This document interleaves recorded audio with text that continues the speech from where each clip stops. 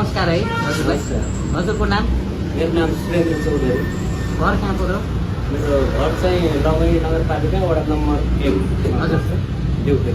ए अनि यता के कामले आउनु भएको? म चाहिँ नेपाल अपाङ्ग सङ्घ अर्ग्यानिक प्रवर्तन केन्द्र झिलौरामा रहेको सर्वदलीय शाखामा आश्रय गरेर बसिरहेको। ए हजुरको यो कम्मरभन्दा मुनि नचल्ने हो कि? हजुर मेरो पनि ढाड भाँचेर कम्मरभन्दा मुनिको भाग नचल्ने। ए के गर्दा कहिले भाँचेको भन्नु त? मेरो दुर्घटनामा परेर 2068 सालमा भएको हो। ए हजुर त्यहाँ काठमाडौँ मेडिकल कलेज सिनामङ्गलमा चाहिँ म त्यहाँ लिभ हस्पिटलको काम गर्थेँ। त्यो लिभ चाहिँ टोचन चुडियालो त्यो लिभको चाहिँ म त्यो हस्पिटलकै त्यो लिभबाट बजारमा कम्मरदेखिको भाग्न चल्नु। ए अनि हजुरको यो जस्तो व्हिलचेयरमा हिँड्दाखेरि शौचालयमा पानी पऱ्यो भने त यता ओत्तिन आउनुभयो, अनि ओत्ने ठाउँ पनि हुँदो रहेनछ कि व्हिलचेयर भएका मान्छेहरूको लागि होइन बजारमा? जस्तो हावाहुरी आयो भने सर जाने कहाँ? हावाहुरी भयो जस्तै अहिले हावाहुरी पनि चलिरहेको छ, पानी पनि परिरहेको छ। हजुर पानी नपरेको अवस्थामा त तपाईँको अब घाम हुन्छ होइन, धेरै गर्मी महिनामा त्यसको लागि साडी चाहियो। हजुर हजुर अनि पानी परेको बेला पनि त्यसले काम गर्नुभयो, घाम परेको बेला पनि त्यहाँ हामी आश्रय लिनु पाइयो कि कुरा पनि भयो, अरू लागि ठाउँ पनि भयो त्यहाँ। त्यस्तो भइदिएको भए सार्वजनिक ठाउँहरूमा राम्रो हुन्थ्यो।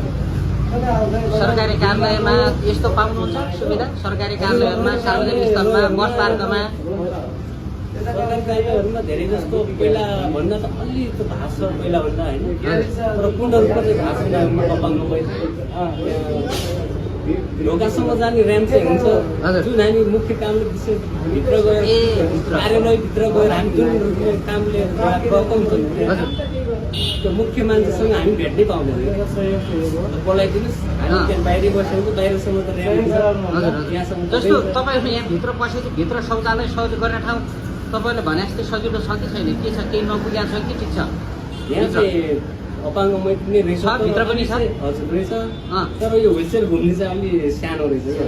साङ्गुरो छ नि? हजुर अपाङ्ग मैत्री त रहेछ, तर त्यो बनाइन छ नि? अलिक सानो साँगुरो साँगुरो छ भन्न। त्यही त तर त्यो सुझाव हो नि त हजुरको। साँगुरो भयो भने ल धन्यवाद है। नमस्कार, हजुरको नाम के अरे? नमस्कार, मेरो दण्डरोका मगर हो। के रोकामगर? दण्डरोका मगर। ए मेरो हजुरको यो तलको खुट्टा नचल्ने हो? मेरो चल्दैन, स्पाइनल कट इन्जुरी भन्नाले मेरुदण्ड पक्षघात भएको। ए ढाडमा ढाडको नसाले काम नगरेको हुनाले। घर कहाँ भन्नुभयो? मेरो रोल्पा हो मेरो घर। रोल्पा कहाँ? रोल्पा सादिकको बडाचोर लुङ्गी गाउँपालिका पर्छ। ए हजुर हजुर। अहिले यहाँ म यतै बस्नुहुन्छ कि? हजुर बुद्धि ग्यास। ए बुद्धि ग्यारेजतिर बस्नुहुन्छ? अनि जस्तो हजुरहरूलाई यो व्हिलचेयरमा हिँड्दाखेरि त चर्पीहरू अलिकति यस्तै खालको भए हुन्थ्यो होइन सबै ठाउँमा? हजुर, व्हिलचेयर युजर विशेष अपाङ्गहरू मध्येमा पनि विशेष व्हिलचेयर युजरहरूले अलिकति गाह्रो नै छ।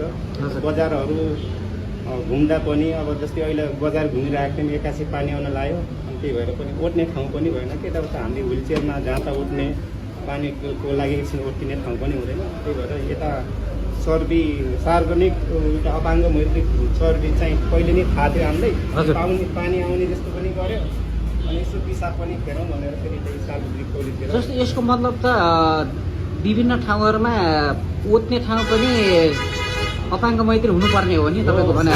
सार्वजनिक क्षेत्रतिर यो अलिकति अपाङ्गहरूको लागि पनि विभिन्न ठाउँमा अलिकति ओट्ने जस्तो अलिक आराम गर्ने जस्तो त्यहाँ एउटा जस्तै बस स्थलतिर अलिकति त्यो व्यवस्था हुन्छ, त्यस्तै खालि अलिकति सार्वजनिक स्थलतिर राख्ने व्यवस्था भइदिएको भयो। अपाङ्ग हामी जस्तो अपाङ्गको लागि बस पार्कमा यस्तो सुविधा छ कि छैन?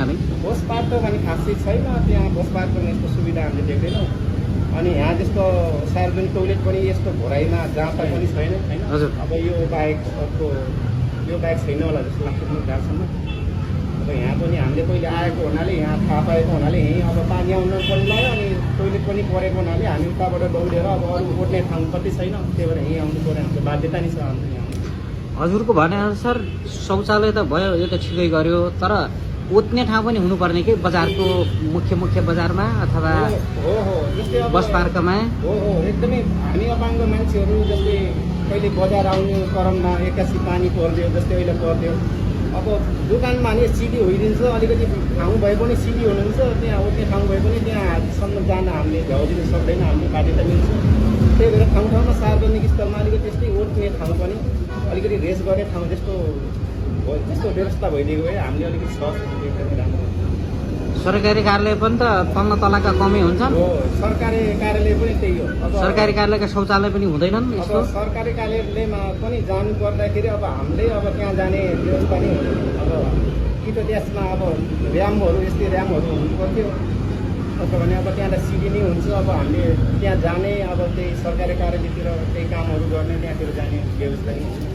त्यही भएर कुनै पनि सार्वजनिक शौचालयहरू भनौँ, अब भौतिक संरचनाहरू, सार्वजनिक भौतिक संरचना पनि अपाङ्ग मैत्रिनी एकदम विशेष जरुरी छ।